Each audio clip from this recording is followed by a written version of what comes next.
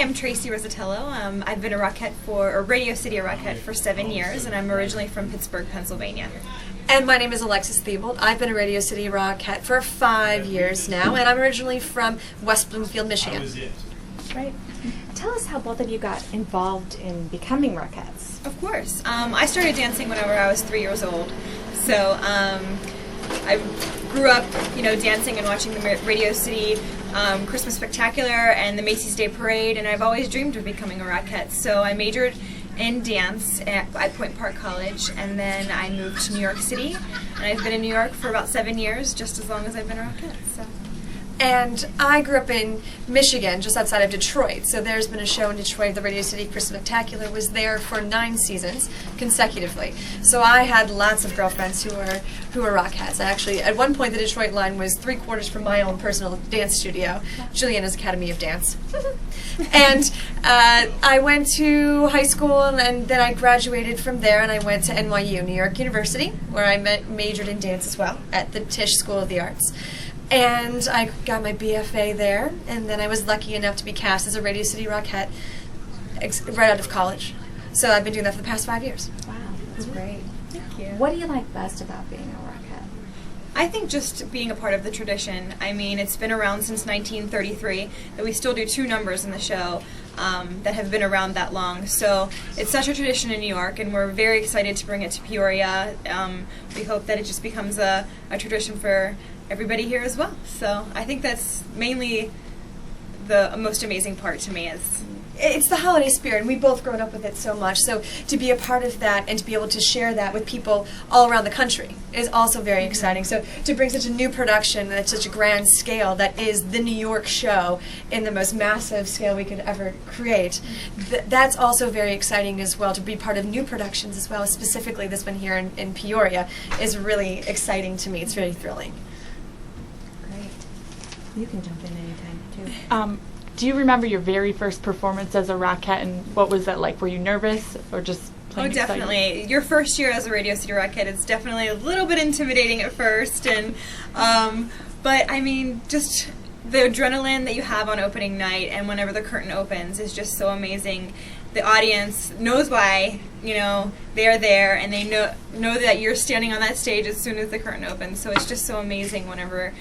Oh my God, the feeling that you get whenever 5,000, and here in Peoria is definitely going to be a little bit more than that, close to 7,000 or 10,000. Whenever that a curtain's open and you see that amount of people just there to watch you, it's just amazing. And I remember doing the very first kick line, and I was actually towards one of the ends. So as you walk forward with this big, very, it's building, and we do our very first eye-high series of kicks, and you're looking to the left, and I could see all the legs at the same level with us. That's really cool. That's really the most amazing moment. I mean, tears. And also, Santa Claus announces us for the first time in the show, and actually this happened in rehearsal. So he came, and we were finally integrating with the other cast members, and Santa Claus, the Radio City Rockettes, and I was like, everybody starts running downstage, and I just stood there, and I was like, that's me, like a total fool. I was like, oh my gosh, that's me. I was like, I'm a Rockette, right on. You know what I mean? It takes a little while at first, your first year. Yeah, before I even saw a kind of costume. Realize, oh my gosh. You're like, oh my gosh, this is what I am. Oh, right. Oh. Run! I was like, oh, missed my spot. How do you guys do, what is the secret? How do you get the kicks perfect and do everything so perfectly? Well, since we are all different heights, the height ranges from 5'6.5" to 5'10.5". So since we are all different heights, you have to have that perfect eye-high kick. So your toe goes right to your eye. So everybody looks like has the same length of legs, has the same height in their build, and it just works out perfectly. It's all an illusion. The 5'6.5" towards the end, and then 5'10.5" towards the center. So Tracy's I'm the end girl for 5 years now.